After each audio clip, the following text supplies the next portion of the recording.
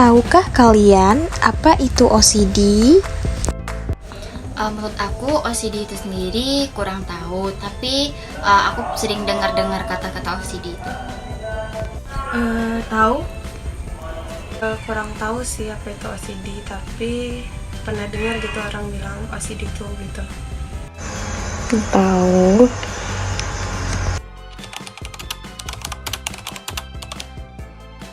Obsession Compulsion Disorder atau disingkat jadi OCD diambil dari kata obsession dan compulsion.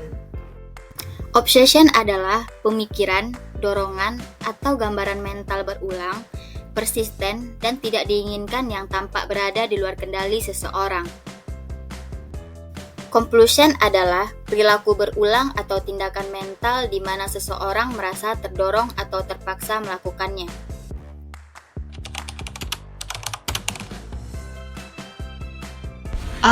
OCD itu sendiri mungkin nggak tahu jelas ya, cuman itu yang jelas pasti berhubungan dengan mental gitu sih. Menurut aku OCD itu merupakan suatu gangguan mental di mana itu mengganggu suatu perilaku yang berulang. Menurut saya OCD itu perilaku ini ya, kayak orang gitu. Kalau yang dari saya dengar gitu, orang yang kalau misal pintu gitu ya, padahal udah dikunci, tapi dilihat terus gitu, dicek terus, padahal udah dikunci gitu. OCD disebut juga dengan obsesi compulsive disorder, yang mana orang yang mengalami gangguan ini akan mengalami masalah terhadap obsesi atau kompulsi berulang. Obsesi kompulsif disorder ini akan menyita waktu mereka seperti berlangsung lebih dari 1 jam dalam 1 hari, yang akan menyebabkan distres atau bisa juga mengalami gangguan yang signifikan terhadap rutinitas, pekerjaan, dan juga fungsi sosial dari seseorang tersebut. Dapat disimpulkan bahwa obsessive compulsive disorder atau OCD merupakan gangguan pada seseorang yang bermasalah dengan obsesi atau kompulsi berulang yang berlangsung lebih dari 1 jam per hari, atau yang menyebabkan distres atau gangguan signifikan terhadap rutinitas, pekerjaan, atau fungsi sosial seseorang.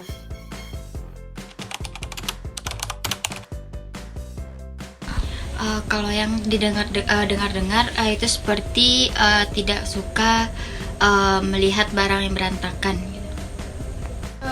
Kalau setahu aku OCD itu mungkin nggak suka barang-barang yang berantakan atau lupa gitu, selalu lupa kalau dia udah cuci tangan misalnya, jadi kayak berulang-berulang gitu.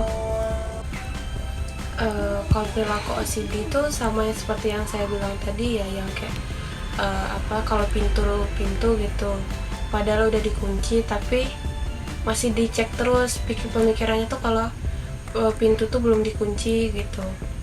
Atau kalau nggak cuci tangan, kalau cuci tangan tuh harus bersih-bersih banget, padahal udah bersih tapi dicucinya tuh berkali-kali gitu.